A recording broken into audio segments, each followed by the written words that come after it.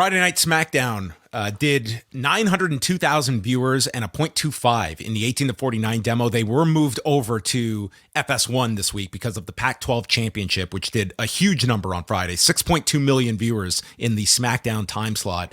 So SmackDown was fifth for the night among cable originals. They went against the Lakers Milwaukee Bucks game, and it was up by not a huge margin, but at least a small one from the last time they were on FS1 back in October during the World Series. So that was our 1 week move to FS1, and they are back to Fox later on this week.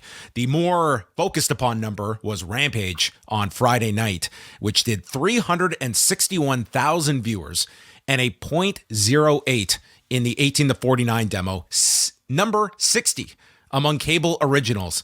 This was the lowest 18 to 49 audience in the history of Rampage. Not just the history in their normal time slot, the history of the show. This was down from a .11 they did last week at 4 p.m. Eastern time. So after I was stating, man, this would kill the show to move them to 4. I mean, the comparison, maybe that's a better move for them at this point. In hindsight, like the move to 4 might have been better off having taken place on Friday. How much do you think the SmackDown replay might have played? So that was FS1 aired SmackDown, according to the schedule, like 3 times. Like there was the live broadcast and then immediately after and again at midnight. So we don't get the replay numbers. We will see if that comes out, but that certainly could have taken a chunk out of it. They were going against this Pac-12 game and the bigger NBA game, which was the Bulls and Warriors. But I mean, yes, there was competition and there was a SmackDown head-to-head, the replay of SmackDown. And, being on FS1, there probably were fewer people watching the live broadcast, obviously, than the Fox one. At the same time, like this was not a big lineup for Rampage, and this would be one that I would not just be chalking this up as this was 1 week. Like this was a really, really bad number. Brandon Thurston has the breakdown of the quarters, and that third quarter, which had the Athena Danny Moe match and the end of the tag match with Jared and Lethal against Private Party, dude, it fell to like 88,000 viewers in the demo. Like these are just crazy low numbers. They did have a lower lead in than usual with Attack of the Clones. It turns out Elf is a much better lead in than Attack of the Clones. But listen, this is an overall trend with Rampage, and it's hitting like really bad numbers. And I think you're burying your head in the sand to just say, oh, this was 1 week. This was a bad week. This was, at the end of the day, it was like a show where, with all due respect, like QT Marshall in the main event and a lineup that obviously was not that attractive to people. Like this is a first run Rampage against a replay of SmackDown. And it's like, this was just a historically low number. It was the third lowest viewership. It was the lowest viewership at 10 p.m. Third lowest ever, I believe. Third or fourth lowest ever, with some other shows that aired outside of the time slot. So I don't think you can shine this one up. Like it was a really bad number on Friday. Right. Yeah. You and I in reviewing Rampage have kind of said, we've been talking about sort of like a decline in importance over the past year repeatedly. And I think we're certainly not the only ones. So despite all that, like I haven't seen any strategic change in Tony Khan and the way he books AEW Rampage. The only difference might be the occasional sort of like, Japanese legend coming in for some sort of like special attraction match built off of like 3 days notice, or in the case of Akiyama, okay, 3, like, very short notice. But like, as far as like, trying to improve a rating and maybe trying to capture a more mainstream audience, I've seen sort of no like, intention in the booking from Tony Khan to change course for Rampage. Do we think that, this number will alarm him enough to do something about it or not?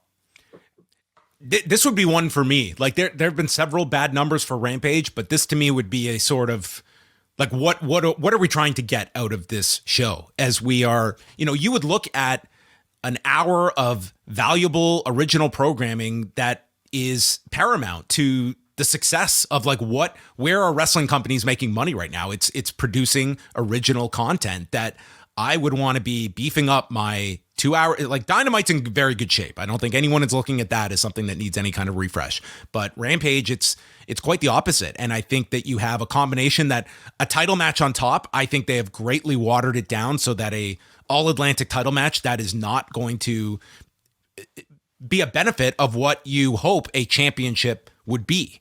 And that just comes like next week we are getting like the Hikaru Shida and the Bunny for the Wave Championship on Rampage. Like that is not going to move the needle either. Yeah.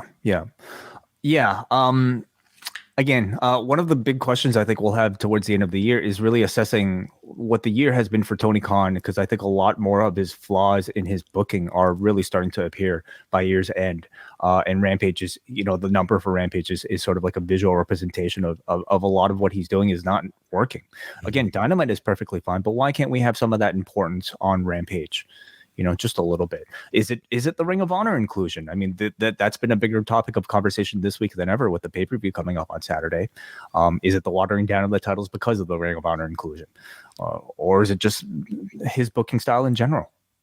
And is it also, as you are preparing for the new year, like the idea of he gets an ROH show and you're adding more to his plate? I mean, that's a lot of booking, and every booker does hit a wall at a certain point. And he has had a lot of curveballs to deal with this year. This has been a very trying year when you figure like what the rest of his year was planned coming out of Double or Nothing when Punk won the title and then had the foot injury. Like just go back to that point and everything that has happened since May. I mean, it is. But that's part of the industry, is that you are going to get things that throw plans into the ether, and you've got to reset. Very true, John. At the same time, his roster is big enough that I think, even without a Punk, let's say even without the Elite and the Bucks, I Rampage should be better than what it is.